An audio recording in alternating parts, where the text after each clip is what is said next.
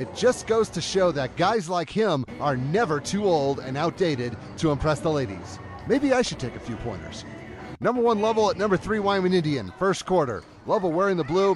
Dylan Holtgren standing just inside the line, so that bucket only counts for 2, but it has his team on the board. But then he's going to double his pleasure and double his fun. The Bulldogs got a backcourt steal, and he'll lay in 2 more. He would score 10 on the game, and his team jumps out to a 4-zip lead. After that little hiccup, the Chiefs would get to work on their end of the court. Alvin Spoonhunter hits the brakes, and then he puts on a move, and he'll score off the jumper. His team trails 4-2.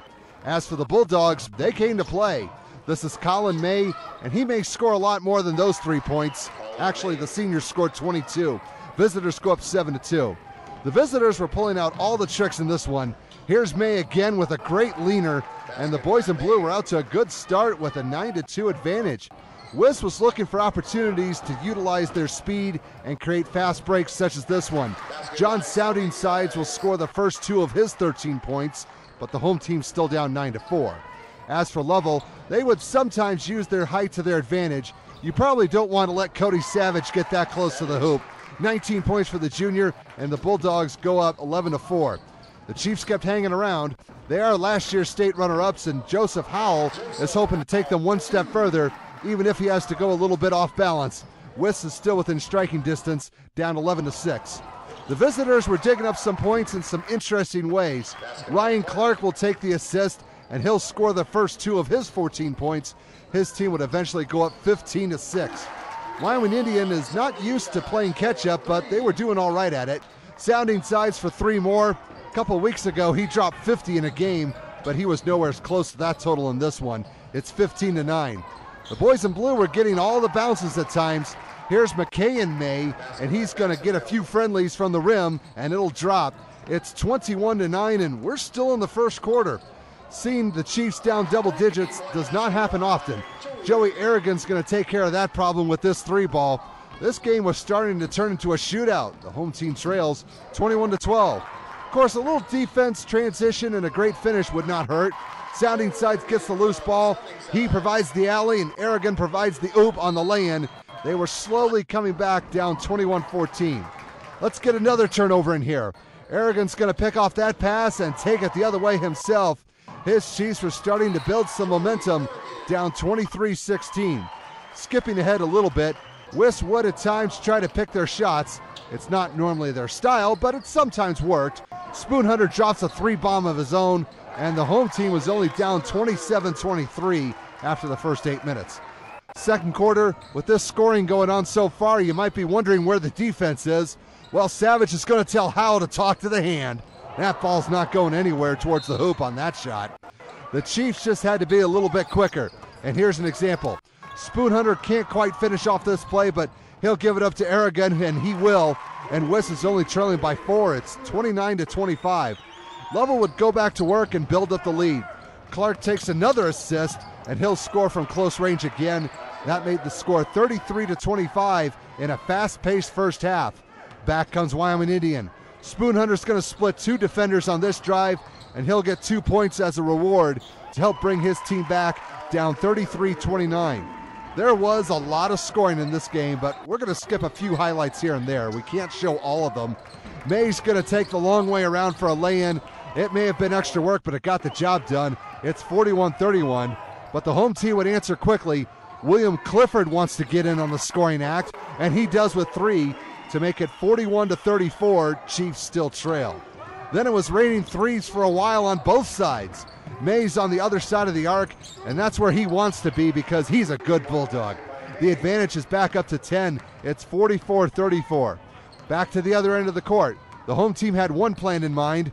It wasn't working, so Sounding Sides is going to come up with a plan B, and that was worth 3. The scoring was seesawing a little bit. It's 44-37. Let's get someone new in here. Colin MacArthur's in the corner, and he's starting up some trouble. His 3-point contribution got the lead back up to 10 again. It's 47-37. Wyoming Indian was going to their bench, and it started to produce some results. Nice ball movement as Tyler Penatak gives it up, gets it back, and the freshman gets the finish on this highlight. Pretty good. His team is down 49-43. They decided to bring another rookie onto the court. The Chiefs find Shane Willow, and he'll find 2 points. The home team trailed 51-47 going into the locker room. And at the rate this game was going, both teams might find 100 when it's all said and done. Third quarter, this actually ended up being a key moment in the game. Sounding Sides will take matters into his own hands and strike with another 3. The score was 56-50 at this point, but remember it well because this game was never that close again.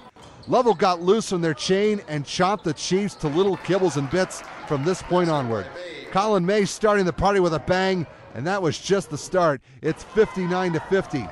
The boys in blue were picking up right where they left off at halftime. May again eyes it, spies it, buys it. There's more to come. Bulldogs lead 62-50. The visitors had 5 players score in double figures in this contest. Here's the 5th one. Morgan Baxendale, the senior, poured in 10 points of his own, and the advantage is getting bigger, 66-50. Lovell could do no wrong at just about anything in this game. Here's Baxendale again. We'll give him a little more love on the fast break finish. It's 68-50. Of course, there was still May to contend with. He had the hot hand and was draining them from NBA range. Remember that score from earlier? Well, now it's 71-50. You can do the math. The Chiefs needed to stop the bleeding because they were in serious trouble. Nice assist to Trevor Williamson. 10 points for the junior, and credit Sounding Sides with the assist. But Wiss is still trailing big, 73-52. The first half of this game was exciting, but the second half was out of control. McKay and May, boom. That was part of a 22-2 run, and this game has been blown wide open. It's 78-52 right now. Where was the defense? It was hard to find, but we found it here. Sounding Side says, that's enough, buddy. You're not reaching 100. Lovell led 78-54 going into the final 8 minutes. Fourth quarter, if you haven't figured out by now, for the most part, Wyoming Indians offense could not get anything to drop. 47 points in the first half, but only 12 points from that point on. Ron Mitchell had 2 of them, but his team needed more than that. The second half of this game was a bust, and this is the last highlight. We've shown enough.